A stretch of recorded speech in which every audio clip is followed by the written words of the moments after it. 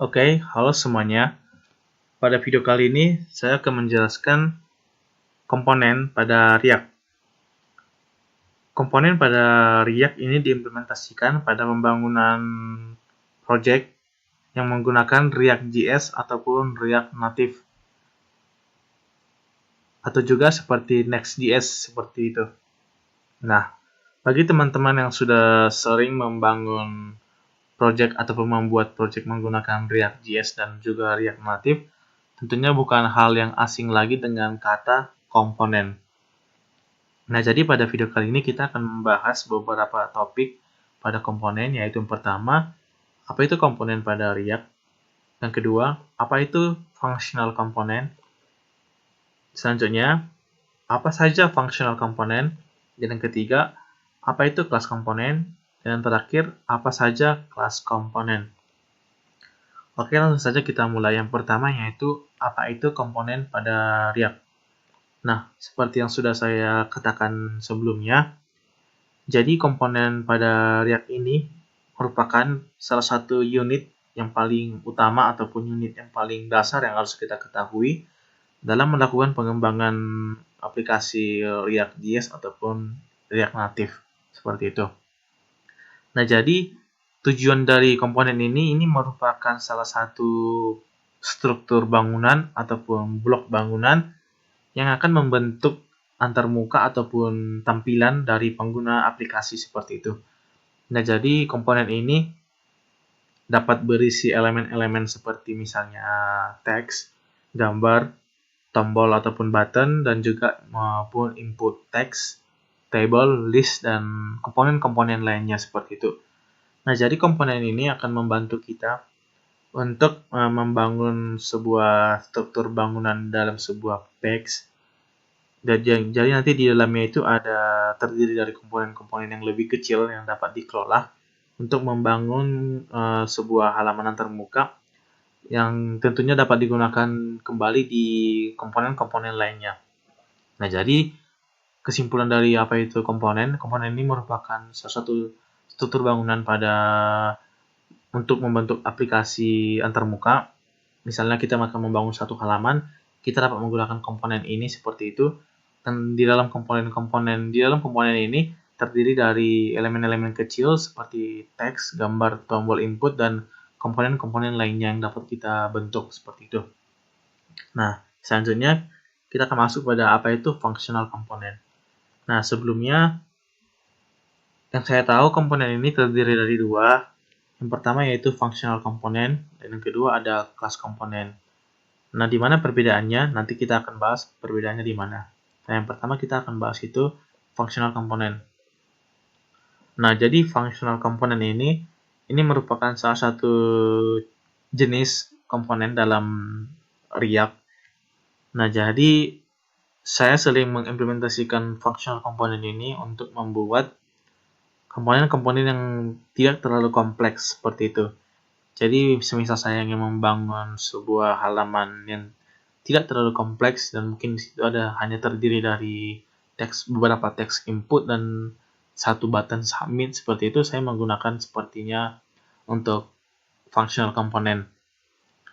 Nah, jadi berbeda dengan kelas komponen. Untuk kelas komponen ini saya sering gunakan untuk membuat suatu halaman yang sangat kompleks ataupun sebuah komponen yang sangat kompleks.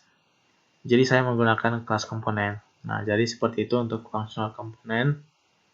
Jadi intinya ketika saya ingin membuat komponen yang sederhana dan mungkin tidak memerlukan mungkin states ataupun keadaan dan juga tidak memerlukan life cycle tertentu, saya menggunakan functional komponen ini dengan opsi salah satu cara yang lebih ringkas dan mudah untuk dibaca dibandingkan dengan kelas komponen seperti itu.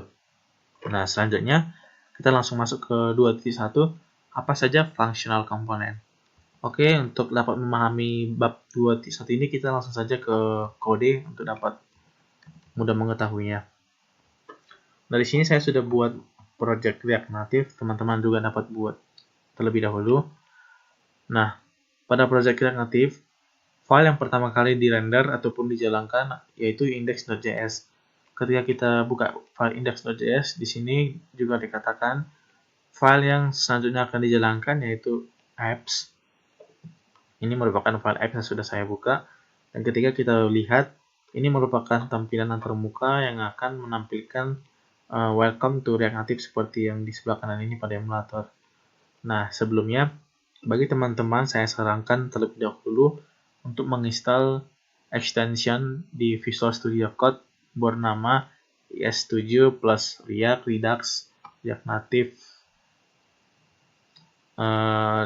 JS snippets. Jadi ini merupakan snippets yang sangat bermanfaat untuk kita membangun aplikasi berbasis React seperti React Native maupun React JS. Nah, selanjutnya mungkin teman-teman juga dapat menginstal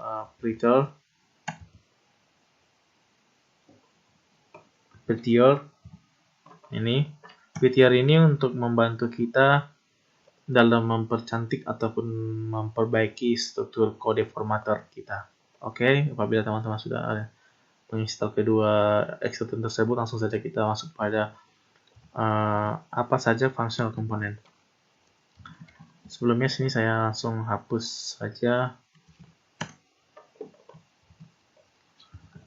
Nah, jadi untuk membangun komponen teman-teman dapat menggunakan snippet yang sudah saya install tadi, yaitu ES7 tadi. Nah, ketika teman-teman sudah install, harusnya teman-teman apabila mengetikkan rn ataupun React Native, sini sudah muncul rnc, rncs, rnf. Nah, ini merupakan sebuah snippet yang membantu kita untuk membangun atau membuat komponen. Nah, tadi kita akan membahas tentang functional component. Di sini ada dibuat yaitu React Native F. Nah, React Native F ini untuk membuat functional component. Seperti itu. Nah, jadi apabila kita tekan rnf, maka kita akan membuat functional component. Nah, jadi di sini ini akan membuat functional component menggunakan export default. Dan juga kita akan membuat functional component dengan perintah rnfe. Bedanya dengan yang sebelumnya. Nah, untuk export default-nya berada di bagian bawah, dan ini merupakan functional component yang menggunakan arrow function. Seperti itu. Dan juga ada juga tadi rnfs. Nah, ini merupakan sebuah komponen yang menggunakan export default dan juga memiliki style sheet atau untuk membuat CSS mungkin ya, style dari komponen tersebut. Dan sini juga ada rnfes. Nah, jadi di sini ada sebuah komponen functional komponen dan menggunakan arrow function dan juga memiliki style sheet untuk stylenya komponen tersebut. Nah, jadi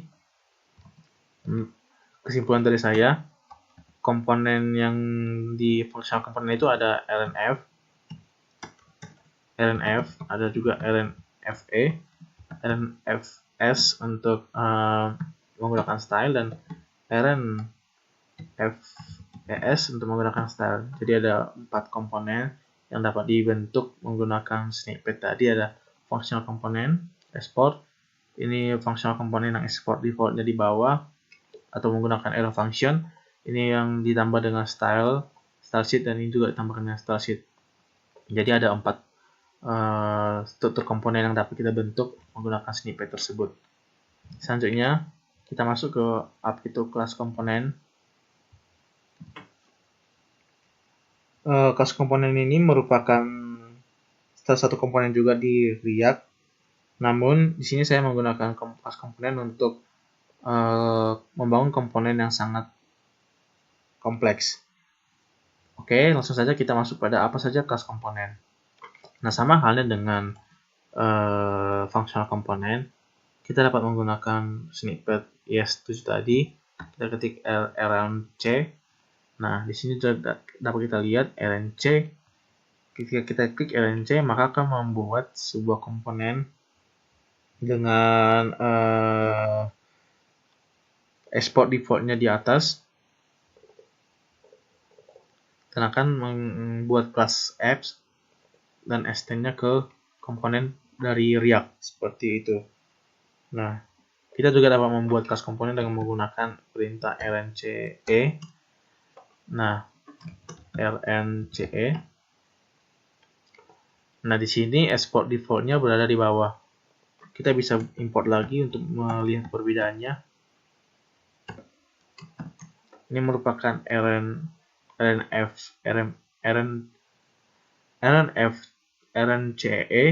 ya. Dan ini rnc, ini rnce. Teman-teman boleh perbedaannya.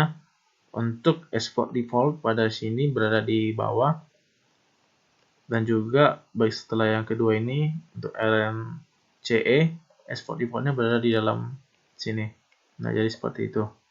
Selanjutnya kita juga dapat membuat menggunakan style rncs, menggunakan style sheet. Kita juga dapat membuatnya dengan rnc